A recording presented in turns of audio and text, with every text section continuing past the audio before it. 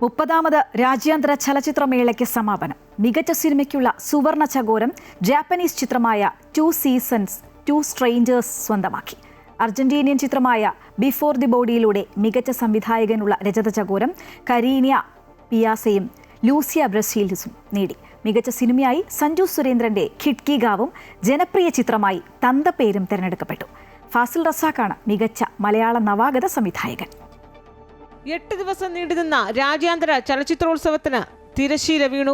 മുഖ്യമന്ത്രി പിണറായി വിജയൻ സമാപന സമ്മേളനം ഉദ്ഘാടനം ചെയ്തു. ഏറ്റവും മികച്ച ചിത്രത്തിനുള്ള സുവർണ ചകോരം ഇക്കുറി സ്വന്തമാക്കിയത് ജാപ്പനീസ് ചിത്രമായ 2 സീസൺസ് 2 സ്ട്രേഞ്ചേഴ്സ് ആണ്. 20 ലക്ഷം രൂപയും പ്രശസ്തി പത്രവും ശില്പവും അടങ്ങുന്നതാണ് പുരസ്കാരം.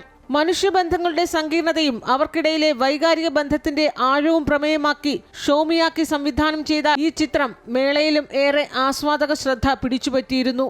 മത്സര വിഭാഗത്തിൽ മികച്ച ചിത്രത്തിനുള്ള ഫിപ്രസ്കി അവാർഡ് സഞ്ജു സുരേന്ദ്രൻ സംവിധാനം ചെയ്ത ഖിഡ്കി ഗാവ് സ്വന്തമാക്കി.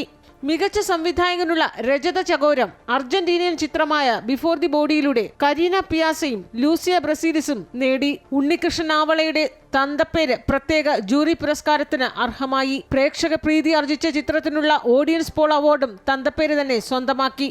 മലയാള സിനിമയിലെ മികച്ച നവാഗത സംവിധായകനായി ഫിപ്രസ്കി അവാർഡ് ഫാസിൽ റസാഖ് സ്വന്തമാക്കി. നെറ്റ് പാക് പുരസ്കാരങ്ങളിൽ മികച്ച ഏഷ്യൻ സിനിമയായി സിനിമ ജസീറ തെരഞ്ഞെടുക്കപ്പെട്ടു. സാങ്കേതിക മികവിനായി ബ്ലാക്ക് റാബിറ്റ് വൈറ്റ് റാബിറ്റ് പ്രത്യേക ജൂറി പരാമർശത്തിന് അർഹമായപ്പോൾ അഭിനയ മികവിനായി ഷാഡോ ബോക്സ് എന്ന ചിത്രത്തിന്റെ പ്രകടനത്തിന് തിലോത്തമ ഷമയ്ക്ക് പ്രത്യേക ജൂറി പരാമർശവും ലഭിച്ചു. അമൃത ന്യൂസ്, തിരുവനന്തപുരം.